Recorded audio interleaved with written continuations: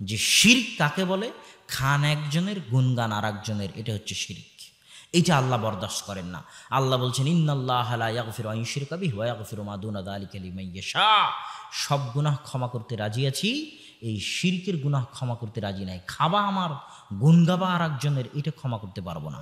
লাউ আতাইতানি বিকরাবিল আরজি খাতায়া, দুনিয়ার মানুষ আজীবন যদি গুনাহ করো জন্ম থেকে মৃত্যু পর্যন্ত, আর কিয়ামতের মাঠে দাঁড়িয়ে যদি আমাকে বলে দিতে পারো যে আল্লাহ জন্ম থেকে মৃত্যু পর্যন্ত গুনাহ করেছি ঠিকই, কিন্তু বিপদে পড়লে কোনোদিন তাবিজের আশ্রয় গ্রহণ করিনি, বিপদে পড়লে কোনোদিন জিন পীরের আশ্রয় গ্রহণ করিনি, বিপদে পড়লে কোনোদিন মাজার দরগায় যায়নি, কোনো দিবস, কোনো স্থান, কোনো কাল, কোনো পাত্রকে আলাদাভাবে সম্মান করিনি, সেটা শহীদ মিনার হোক আর যে দিবসই হোক, সেটাকে আলাদাভাবে সম্মান করিনি। যেমন হিন্দুরা করে শিবলিঙ্গের সম্মান, যেমন হিন্দুরা করে বটগাছের সম্মান, যেমন হিন্দুরা করে গঙ্গা নদীর সম্মান, এরকম আলাদা কোনো দিন, জন্মদিবস হোক, মৃত্যু দিবস হোক, আলাদা কোনো দিনকে, আলাদা কোনো স্থানকে, আলাদা কোনো কালকে আল্লাহ সম্মান করিনি। এইভাবে যদি আপনি বলতে থাকতে পারেন আল্লাহর সামনে এবং প্রমাণ করতে পারেন যে আপনি কোনো দিন শিরিক করেননি, তাহলে আল্লাহ বলতেছেন লা আতাইতু বিকরাবিল আরজি মাগফিরাহ, তোমার গুনাহ যদি আসমান জমিন ভর্তি হয়, তা আমি আল্লাহ আসমান জমিন ভর্তি ক্ষমা নিয়ে উপস্থিত হব। এটাই হলো তাওহীদ, এটাই তাওহীদ। এই জন্য সব গুনাহ বরদাস্ত করা যায়, কিন্তু শিরকের গুনাহ বরদাস্ত করা যায় না। এই বক্তব্য থেকেই তওবা করতে হবে। বাড়িতে যত মূর্তি আছে, বাপের ছবি হোক, বাপের মূর্তি হোক, ঘোড়ার মূর্তি হোক, আর হরিণের মূর্তি হোক, কোটি দামের হোক, ভেঙে ফেলে নতুন করে কালেমা পড়তে হবে যে আশহাদু আল্লা ইলাহা ইল্লাল্লাহ ওয়া আশহাদু আন্না মুহাম্মাদুর রাসূলুল্লাহ। ভেঙে ডাস্টবিনে ফেলে দিতে হবে। কোনো সুযোগ নাই, কোনো সুযোগ নাই। কেননা এইটা ছাড়া আপনার ইহকালও ধ্বংস, পরকালও ধ্বংস। তাওহীদ ছাড়া আপনার ইহকালও ধ্বংস, পরকালও ধ্বংস। আর যদি তাওহীদ ঠিক থাকে, তাহলে কোনো না কোনো দিন নাজাত পাওয়ার সম্ভাবনা আছে। সম্মানিত উপস্থিতি, তাওহীদ এবং শিরকের সংক্ষিপ্ত আলোচনার পর আপনাদের সামনে সুন্নাত এবং বেদাতের আলোচনা একটু সংক্ষিপ্তভাবে করি। সুন্নাত এবং বেদাতের আলোচনা বুঝাতে গিয়ে আপনাকে প্রথমত বুঝতে হবে, আপনারা কি অধৈর্য হয়ে যাচ্ছেন? সুন্নাত এবং বেদাতের আলোচনা বুঝাতে গিয়ে আপনাদের প্রথমত বুঝতে হবে যে মানুষের জীবন দুই ভাগে বিভক্ত। কয় ভাগে? দুই ভাগে। মানুষ যখন মসজিদে থাকে তখন একটা ভাগ, মানুষ যখন সালাত আদায় করে তখন একটা ভাগ, মানুষ যখন সিয়াম পালন করে তখন একটা ভাগ, মানুষ যখন হজ করে তখন একটা ভাব। যখন সালাত, সিয়াম, হজ, এই যে এখানে বক্তব্য শুনতে এসেছেন, এটা যখন শেষ হয়ে যাবে, বাইরে যখন যাবেন, ওটা হচ্ছে দুনিয়া। ওটাকে কি বলে? দুনিয়া। মসজিদ থেকে ফজরের সালাত পড়ে যখন বাইরে বের হবেন, ওটাকে কি বলে? দুনিয়া। একটা ইবাদতের জগৎ আর একটা দুনিয়ার জগৎ। মানুষের জীবন কয় ভাগে ভাগ? একটা দুনিয়া আর একটা ইবাদত, একটা ইবাদত আর একটা দুনিয়া। এবার বুঝেন, ইবাদতের জগতে হুকুমের নাম হচ্ছে সুন্নাত আর বেদাত। ইবাদতের জগতে হুকুমের নাম কি? আর দুনিয়ার জগতে হুকুমের নাম হচ্ছে হালাল আর হারাম। আপনি যদি আমাকে জিজ্ঞেস করেন যে হুজুর বা শায়েখ বা আব্দুল্লাহ ভাই, একসাথে হাত তুলে দোয়া করা কি হালাল না হারাম? প্রশ্নটা ঠিক হবে না। প্রশ্নটা কি হতে হবে বলেন? শ্রোতারা কি বুঝতে পারেননি আমার কথা? প্রশ্ন কি হতে হবে? একসাথে হাত তুলে দোয়া করা কি সুন্নাত না বেদাত? এটা প্রশ্ন হতে হবে। কেন? হালাল হারাম হচ্ছে দুনিয়ার সাথে সম্পৃক্ত। আপনি যদি আমাকে জিজ্ঞেস করেন যে আব্দুল্লাহ ভাই, মদ খাওয়া কি সুন্নাত না বেদাত, প্রশ্নটাই ঠিক হয়নি। কেননা মদ খাওয়া কিসের সাথে সম্পৃক্ত? দুনিয়ার সাথে সম্পৃক্ত। আর দুনিয়ার হুকুম কি? হালাল আর হারাম। আর ইবাদতের হুকুম কি? সুন্নাত আর বেদাত। এতটুকু বুঝা গেছে তো সবাই? এবার চলে, ইবাদত হচ্ছে সুন্নাত বেদাত, দুনিয়া হচ্ছে হালাল আর হারাম। দুনিয়ার ক্ষেত্রে ইসলামের নিয়ম হচ্ছে, আল্লাহ এবং আল্লাহর রাসূলের নিয়ম হচ্ছে, মূলনীতি হচ্ছে যে দুনিয়ার জগতে যা কিছু আছে সবই হালাল। দুনিয়া এবং দুনিয়ার জগতে যা কিছু আছে সবই হালাল, শুধু অতটুকু হারাম যতটুকু আল্লাহ এবং আল্লাহ রাসূল হারাম করেছেন। এটা হলো মূলনীতি। আল আসলু আল হিল্লাহ, আসল হচ্ছে হালাল। হারাম প্রমাণ করতে হলে দলিল দিতে হবে। হারাম প্রমাণ করতে হলে কি দিতে হবে? দলিল দিতে হবে। যেমন আপনাকে একটা উদাহরণ দেই, আল্লাহ সুবহানাহু ওয়া তাআলা পবিত্র কোরআনে বলছে, হুররিমাত আলাইকুমুল মাইতাতু ওয়াদ-দামু ওয়া লাহমুল খিনজির, তোমাদের জন্য হারাম করে দেওয়া হয়েছে রক্ত, মৃত জিনিস, শূকরের গোশত। আল্লাহ রাসূল হাদিসে বলছেন, তোমাদের জন্য হারাম করা হয়েছে যী মিখলাবিন, যী নাবিন ওয়া সিবা, যার থাবা আছে, থাবাওয়ালা প্রাণী, যার শিকারি দাঁত আছে, শিকারি দাঁতওয়ালা প্রাণী, কুকুর শ্রীগালের মতো, থাবাওয়ালা বলতে বাঘ সিংহের মতো, সেবা হিংস্র প্রাণীর গোশত খাওয়া হারাম। যারা খারাপ জিনিস খেয়ে বড় হয়, অপবিত্র জিনিস খেয়ে বড় হয়, জাল্লালা, যে সমস্ত মুরগি অপবিত্র জিনিস খেয়ে বড় হয় তাদের গোশত খাওয়া হারাম। এইভাবে আল্লাহ রাসূল বলতেই থাকলেন। এখন কথা হচ্ছে, আল্লাহর রাসূল খাবারের মধ্যে যা হারাম করেছেন, আল্লাহ খাবারের মধ্যে যা হারাম করেছেন তা বাদ দিয়ে কিয়ামত পর্যন্ত যত খাবার আবিষ্কার হবে সব খাবার কি হবে? হালাল হবে। এই যে আজকে যখন আমাদেরকে এখানে খাওয়া দেওয়া হলো, তখন অনেক খাবার আছে যে খাবারগুলো আল্লাহ রাসূল জীবনে কোনোদিন দেখেনি। যেমন আপনাদের বদলগাছির বিখ্যাত সন্দেশ, আল্লাহ রাসূল দেখেছে নাকি? হ্যাঁ? তো এইটা যে হালাল, এটার কোনো দলিল দিতে পারবেন? এটার কোনো দলিল নাই। এটার দলিল কি? আল্লাহ রাসূল এটাকে হারাম বলেননি, যা যা হারাম বলেছেন তার মধ্যে এটা নাই। তাহলে দুনিয়ার জগতে মূলনীতি হচ্ছে সবই কি? জোরে বলেন, সবই কি? শুধু হারাম কোনটা? যেটা আল্লাহ এবং আল্লাহ রাসূল কি করেছেন? হারাম করেছেন। যেমন ব্যবসার জগতে বহু কিছুকে আল্লাহ রাসূল হারাম করেছেন। ধোঁকা দিয়ে ব্যবসা করা হারাম, এইভাবে ব্যবসা করা হারাম, সুদি ব্যবসা করা হারাম। এখন এগুলো বাদ দিয়ে কিয়ামত পর্যন্ত যত ব্যবসা আবিষ্কার হবে সব কি হবে? আল্লাহ রাসূলের যুগে মোবাইলের ব্যবসা ছিল, এই প্যান্ডেল বানানোর ব্যবসা ছিল? একটাও ছিল না। তো এইগুলোর মধ্যে যদি আল্লাহ রাসূলের নিষেধাজ্ঞা প্রবেশ না করে তাহলে সব কি হবে? হালাল হবে। কিয়ামত পর্যন্ত আরও যদি শত ব্যবসা আবিষ্কার হয়, সব ব্যবসা কি হবে? হালাল হবে। তাহলে আল আসলু আল হিল্লা। এবার ইবাদতের জগতে দুনিয়াটা বুঝা এসেছে তো সবার? আমি সবার কাছে শুনতে চাই, একটু বলেন তো বুঝতে পেরেছেন? এবার ইবাদতের জগতে সবই বেদাত। সবই কি? জোরে বলেন তো, জোরে বলেন, সবই। শুধু অতটুকু সুন্নাত যতটুকু আল্লাহ এবং আল্লাহ রাসূল বলে গেছে। এবার বুঝা গেছে সবই কি? বলেন তো, সবই বেদাত। শুধু কতটুকু সুন্নাত? যতটুকু আল্লাহ এবং আল্লাহ রাসূল বলে গেছেন ততটুকু সুন্নাত। কেন এই কথা? এই কথা এই জন্য যে মুহাম্মদ হচ্ছেন রাসূলুল্লাহ, আল্লাহ রাসূল সাল্লাল্লাহু আলাইহি ওয়াসাল্লাম। আর একজন রাসূলের দায়িত্ব হচ্ছে যা যা খারাপ কাজ, যা যা গুনাহের কাজ, সব খারাপ আর সব গুনাহের কাজ থেকে তিনি নিষেধ করে যাবেন, এটা তার দায়িত্ব। আর যা যা নেকির কাজ, যা যা কল্যাণের কাজ, যা যা ইবাদতের কাজ, প্রত্যেক নেকি, ইবাদত, কল্যাণের কাজ তিনি করে যাবেন বা দেখিয়ে যাবেন, এটা তার দায়িত্ব।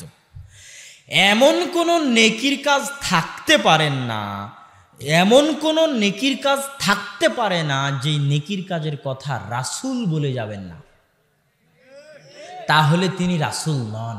নাউজুবিল্লাহ।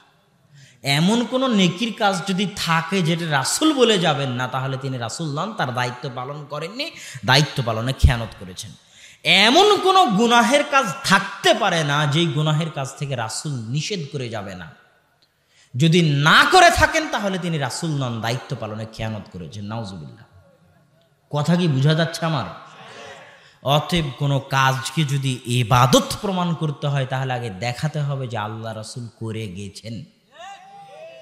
আল্লাহ রাসূল যদি করে না গিয়ে থাকেন আর আপনি যদি বলেন এটা ইবাদত, তাহলে আপনি বলতে চাচ্ছেন এটা ইবাদত হওয়া দরকার ছিল, আল্লাহ রাসূলের করা উচিত ছিল, বলা উচিত ছিল, এটাও ইসলামী শরীয়তের অংশ, কিন্তু আল্লাহ রাসূল খেয়ানত করে বলে যাননি। এটা আল্লাহ রাসূলের জন্য কত বড় অপমানজনক বলেন, কত বড় অপমানজনক? অনেক বড় অপমানজনক। এই জন্য কিয়ামতের মাঠে আল্লাহ রাসূল বলবেন, সুহকান সুহকান সুহকান লিমান গায়্যারা বাদি। আমার মৃত্যুর পরে আমার দিনের মধ্যে যারা মাতাব্বরি করেছো, বাটপারি করেছো, মাতাব্বরি করে দিনের মধ্যে কম বেশি সংযোজন বিয়োজন করেছো, তারা দূর হও। এদের হাউজে কাউসারের পানি পান করার অধিকার নাই। কেননা আমি রাসূল, লা ইন্নী আতকাকুম ওয়া আখশাকুম লিল্লাহ, আসমানের নিচে জমিনের উপর আমি সবচেয়ে বেশি আল্লাহকে ভয় করি, এমন কোনো ইবাদত থাকবে আর আমি করে যাব না, এটা তুমি আমাকে দেখাতে চাও? আমি রাসূল, কোনো ইবাদত যদি থাকে আমি বলে যাব, আমি করে যাব, এটা আমার দায়িত্ব। আর যদি আমি করে না যাই আর তুমি জোর করে বৃদ্ধি করে থাকো, তাহলে তুমি আমার উপর মাতাব্বরি করেছো, আমাকে অপমান করেছো, আজকে হাউজে কাউসারের পানি পান করার তোমার ভাগ্য হবে না। আপনাকে আরেকটু বুঝাই সুন্নাত বেদাত। ইমাম মালিকের নাম শুনেছেন? ইমাম মালিক 179 হিজরিতে মারা গেছেন। মুয়াত্তা মালিকের লেখক। মুয়াত্তা মালিক নামে একটা হাদিসের গ্রন্থ আছে, যে হাদিসের গ্রন্থের লেখক হচ্ছে ইমাম মালিক। 4 মাযহাবের এক মাযহাব আছে মালিকি মাযহাব, সেই মাযহাবের তিনি ইমাম। মদিনার মানুষ, মদিনাতেই জন্ম, মদিনাতেই মারা গেছেন। মসজিদে নববীতে দারস দিয়েছেন। বাকিউল গারকাতে তার কবর আছে। ইমাম মালিক রাহিমাহুল্লাহ রাহমাতান ওয়াসিআ। ইমাম মালিকের দরবারে একজন ব্যক্তি এসে বলতেছে, ইমাম মালিক, উরিদু আন উহরিমা মিন কবরি রাসূলিল্লাহি সাল্লাল্লাহু আলাইহি ওয়াসাল্লাম। ইমাম মালিক, আমি আল্লাহর রাসূলের মসজিদ থেকে, আল্লাহর রাসূলের কবরের পাশে থেকে ইহরাম বাঁধতে চাই। ইহরাম বাঁধা বুঝেন? ইহরাম বাঁধা মানে হচ্ছে হাজিরা একটা সাদা কাপড় পরে না, ওই সাদা কাপড় পরে লাব্বাইক আল্লাহুম্মা লাব্বাইক লাব্বাইক লা শারীকা লাক লাব্বাইক ইন্নাল হামদা ওয়ান নি'মাতা লাক ওয়াল মুলক লা শারীকা লাক, এই যে পড়ে চিৎকার করতে করতে, এটাকে বলে ইহরাম বাঁধা। এটাকে কি বলে?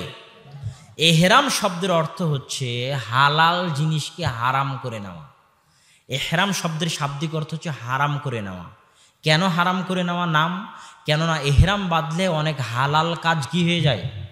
হারাম হয়ে যায়। স্ত্রীর সাথে সহবাস করা হালাল না হালাল নয়? হালাল। কিন্তু ইহরাম বাঁধলে ওটা কি হয়ে যায়? হারাম হয়ে যায়। নখ কাটা হালাল না হারাম? হারাম। কিন্তু ইহরাম বাঁধলে ওটা কি হয়ে যায়? হারাম হয়ে যায়। চুল কাটা হারাম না হালাল? হালাল।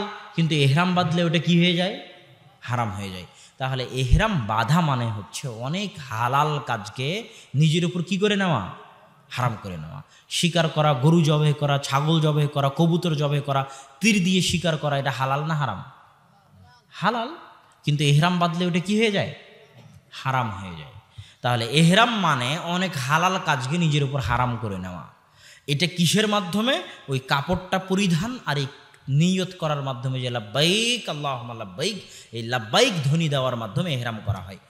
এখন কথা হচ্ছে, আল্লাহর রাসূল ইহরাম বাঁধার জন্য প্রত্যেক দেশ ও জাতির নির্দিষ্ট জায়গা করে দিয়েছেন। যেমন এইটা যদি আমরা ধরি যে এটা হচ্ছে মদিনা, এটা কি বলেন তো? মনে মনে আপনারা ধরেন এটা কি? মদিনা। কথা বলছেন না কেন? এটা কি মদিনা। এইটা হচ্ছে মক্কা। এই মদিনা থেকে মক্কা 10 কিলোমিটার দূরে একটা জায়গা আছে, তার নাম যুলহুলাইফা। কি নাম? যুলহুলাইফা। মদিনাবাসীর জন্য এবং যারা মদিনা দিয়ে অতিক্রম করবে তাদের ইহরাম বাঁধার জায়গা হচ্ছে মদিনা থেকে 10 কিলোমিটার দক্ষিণে মক্কার দিকে যুলহুলাইফা নামক জায়গা তাদের ইহরাম বাঁধার জায়গা। এখন এই ব্যক্তি ইমাম মালিককে বলতেছে, ইমাম মালিক, আমি মদিনার মসজিদে নববী থেকে আল্লাহর রাসূলের কবরের পাশে থেকে ইহরাম বাঁধতে চাই। কথা কি বোঝা যায়? তখন ইমাম মালিক বলতেছে, আখশা আন তাকা ফিল ফিতনাহ, আমি ভয় পাচ্ছি যে তুমি ফিতনার মধ্যে পতিত হয়ে যাবে। তখন ওই ব্যক্তি বলতেছে, আজীব কথা, আইয়ু ফিতনাতিন হাজিহি, আপনি এমন কিসের ফিতনার কথা বলতেছেন? আমি যদি যুলহুলাইফা পার হয়ে চলে যেতাম তাহলে না হয় ফিতনা হলো বুঝতাম। শাহজালালে হজ ক্যাম্প আছে জানেন? শাহজালাল বিমানবন্দরে। কথা বলেন না কেন? সব হাজিরা দেখবেন ওখান থেকে ইহরাম বাঁধে। সব হাজি ওখান থেকে বলবে লাব্বাইক আল্লাহুম্মা লাব্বাইক, সবাই কাপড় পরে নেবে। কোনো হাজিকে যদি আপনি বলেন, বাবারে তোমার ইহরাম বাঁধার জায়গা হচ্ছে ইয়ালামলাম, কথা বুঝতে পারতেছেন? তখন ওই হাজি বলবে যে তুমি কি উল্টাপাল্টা কথা বলো, আমি যদি ইয়ালামলাম পার হয়ে যেতাম তাহলে না একটা সমস্যা ছিল বুঝলাম, আমি তো ইয়ালামলামের কয়েক হাজার কিলোমিটার আগে ঢাকায় বসে ইহরাম বাঁধতেছি, এর মধ্যে আবার ফিতনা কি? এই এর মধ্যে ফিতনা কি রে? হ্যাঁ, করবে না করবে না? ইমাম মালিককে ওই ব্যক্তি বলতেছে, আপনি কিসের ফিতনার কথা বলেন? আমি যদি যুলহুলাইফা পার হয়ে চলে যেতাম তাহলে একটা কথা ছিল, আমি তো আগে, তাও আবার মসজিদে নববী, তাও আবার আল্লাহ রাসূলের কবরের পাশে থেকে ইহরাম বাঁধতেছি। তখন ইমাম মালিকের এই কথাটা মনে রাখবেন মরা পর্যন্ত। আইয়ু ফিতনাতিন আ'যামু মিন হাযিহি সাবাকতা ইলা ফাজিলাতিন কাসারা আনহা রাসূলুল্লাহ সাল্লাল্লাহু আলাইহি ওয়াসাল্লাম। হে আল্লাহর বান্দারা, এর চেয়ে বড় ফিতনা দুনিয়াতে আর হতে পারে না যে ইবাদতের জগতে তুমি এমন কোনো কাজ করতে যাবা, এমন কোনো ফজিলতের দিকে এগিয়ে যাবা যেই ফজিলতের উপরে, যেই কাজের উপরে, যে আমলের উপরে মুহাম্মদ সাল্লাল্লাহু আলাইহি ওয়াসাল্লামের সিল মোহর নাই। এর চেয়ে বড় ফিতনা দুনিয়াতে হতে পারে না। কোনো কাজ তখনই ইবাদত হিসেবে ভ্যালু বলে গ্রহণযোগ্য হবে যখন তার উপর কার সিলমোহর থাকবে? মুহাম্মদ সাল্লাল্লাহু আলাইহি ওয়াসাল্লামের সিলমোহর থাকবে যে ক্বালা রাসূলুল্লাহ আও ফাআলা রাসূলুল্লাহ, আল্লাহ রাসূল বলেছেন বা আল্লাহ রাসূল করেছেন।